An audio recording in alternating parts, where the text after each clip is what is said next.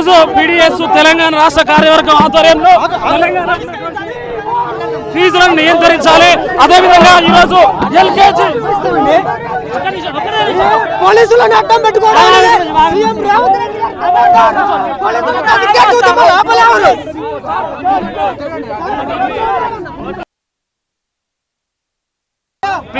PDS Telangana రాష్ట్ర కార్యవర్గం ఆధ్వర్యంలో ఈ రోజు డైరెక్టర్ ఆఫ్ స్కూల్ ఎడ్యుకేషన్ ముందు ధర్నాను నిర్వహిస్తా ఉన్నాం.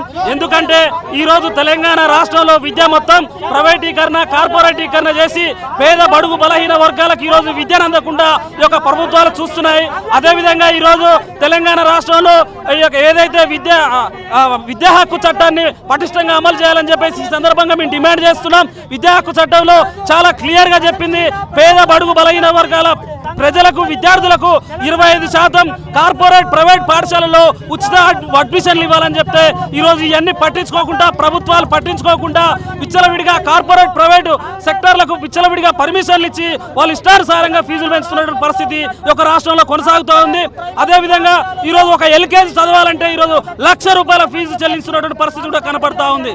కాబట్టి మేము ఈ సందర్భంగా పీడీఎస్ తెలంగాణ రాష్ట్ర కార్యవర్గం తరఫున మేము ఏం డిమాండ్ చేస్తున్నామంటే తెలంగాణ రాష్ట్రంలో విద్యా హక్కు చట్టాన్ని పటిష్టంగా అమలు చేయాలని చెప్పేసి చెప్తా ఉన్నాం. దీన్ని అమలు చేయడం వల్ల ఈ రోజు లక్షలాది మంది విద్యార్థులకు ఉపయోగపడే విధంగా ఉంటది. కాబట్టి తక్షణమే సీఎం రేవంత్ దగ్గరనే ఎడ్యుకేషన్ మినిస్టర్ తన దగ్గరనే ఉంది, తనకి ఏం చెప్తారు?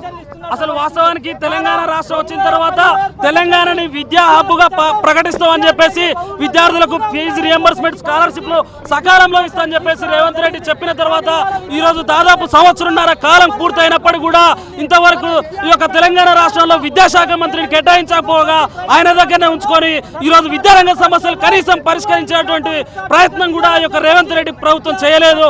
అదేవిధంగా ఈ కార్పొరేట్ కొమ్ముగాస్తూ కార్పొరేట్ విద్యా ఇచ్చేటువంటి సంచులకు ఆశపడి ఈరోజు ప్రభుత్వ విద్యను మొత్తం నిర్వీర్యం చేస్తున్నటువంటి పరిస్థితి కొనసాగుతా ఉంది. ఎడ్యుకేషన్ అనేది ఒక వ్యాపారంగా మారిపోయింది. మినిస్టర్ల దగ్గరనే ప్రముఖ స్కూళ్ళు ఉండడం జరిగింది. మాజీ మినిస్టర్లు కావచ్చు, ఇప్పుడు ప్రస్తుతం ఉన్న మినిస్టర్లు కావచ్చు, వాళ్ళకి ఏం చెప్పదలుచుకున్నారు? అయితే అధికారంలోకి ఏ పార్టీ వచ్చినా ఎవరున్నా కూడా విద్యా సంస్థలు మొత్తం వాళ్ళ గుప్పిట్లో పెట్టుకొని వాళ్ళకు అనుకూలంగా ఈరోజు పర్మిషన్ లేకుండా ఒక బ్రాంచ్ పర్మిషన్ తీసుకొని దాదాపు 5-6 బ్రాంచ్లు నడుపుతున్నటువంటి పరిస్థితి ఉంది. కనీసం దాంట్లో ఉన్నటువంటి నామ్స్ ప్రకారం ఉండాల్సినటువంటి ఫైర్ సేఫ్టీ కానీ మిగతా సంబంధించినటువంటి మౌలిక వసతులు కూడా లేకుండా ఈరోజు విచ్చలవిడిగా అధికారం చేతులుందని చెప్పేసి వాళ్ళు ఈ యొక్క విద్యా వ్యవస్థని విచ్చలవిడిగా ఫీజు రేట్లు పెంచుకొని ఈరోజు నడిపిస్తున్నటువంటి పరిస్థితి ఉంది. ప్రధానంగా మీ డిమాండ్స్ ఏమున్నాయి? ప్రధానంగా మా డిమాండ్స్ ఏమిటంటే విద్యారంగ హక్కు చట్టాన్ని ఏదైతే ఉందో దాన్ని ప్రత్యేకంగా దీన్ని తెలంగాణ రాష్ట్రంలో అమలు చేయాలని, అదేవిధంగా విద్యాశాఖకి ప్రత్యేక మంత్రిని కేటాయించి దానిపైన రివ్యూ చేయాలని కూడా మేము డిమాండ్ చేస్తున్నాం. అదేవిధంగా రాష్ట్రంలో దాదాపు 5 సంవత్సరాల నుంచి పైగా పెండింగ్లో ఉన్న స్కాలర్షిప్ ఫీజు రియంబర్స్మెంట్ మొత్తం కూడా ఈరోజు పెండింగ్లో ఉన్న పరిస్థితి ఉంది. అవి రాక అందరూ కూడా గ్రామీణ మధ్యతరగతి పేద తరగతి వల్ల విద్యార్థులు మొత్తం కూడా ఈరోజు విద్యకు దూరమవుతున్న పరిస్థితి ఉంది. ఆ కళాశాల యాజమాన్యం కూడా ఫీజు రియంబర్స్మెంట్ ఇవ్వక, స్కాలర్షిప్స్ ఇవ్వక, వాళ్ళ సర్టిఫికేట్లు కూడా ఇవ్వకుండా వాళ్ళని ఇబ్బంది చేస్తున్న పరిస్థితి ఉంది. కాబట్టి తక్షణమే ఏదో పెండింగ్లో ఉన్న స్కాలర్షిప్ని రిలీజ్ చేయాలి. అదేవిధంగా మన తెలంగాణ రాష్ట్రంలో విద్యాశాఖకి దాదాపు 18 నెలలు అవుతున్నా కానీ విద్యాశాఖ మంత్రిని ప్రత్యేక మంత్రిని కేటాయించని అసమర్థ ప్రభుత్వంగా ఈరోజు కాంగ్రెస్ ప్రభుత్వం ఉంది. అదేవిధంగా 6 గ్యారెంటీలో భాగంగా ఏదైతే విద్యా భరోసా కార్డు 5 లక్షల విద్యా భరోసా కార్డు ప్రతి విద్యార్థికి ఇస్తామని చెప్పారు. అదేవిధంగా ఏదైతే పేద విద్యార్థినులు ఉన్నారో, మహిళా విద్యార్థులు ఉన్నారో ఆ విద్యార్థులకు కూడా స్కూటీలు ఇస్తామని చెప్పి ఈరోజు అధికారంలోకి వచ్చిన రేవంత్ రెడ్డి ప్రభుత్వం ఈరోజు కూడా హామీలు కూడా నెరవేర్చలేదు. కాబట్టి మేము ఇక్కడ వినతి పత్రాలను ఇవ్వడానికి జరుగుతుంది. కాబట్టి మాకు వీళ్ళు సహకరించాలని మీకు కోరుతా ఉన్నాం. కంచెలు తీసినాను చెప్పిన గవర్నమెంట్ కంచెలు తీసేసినాం వచ్చినాక ప్రజాపాలన అని చెప్పుకున్నది. ఈరోజు ఈ పోలీసు వాళ్ళని చూస్తే ఏమనిపిస్తారు?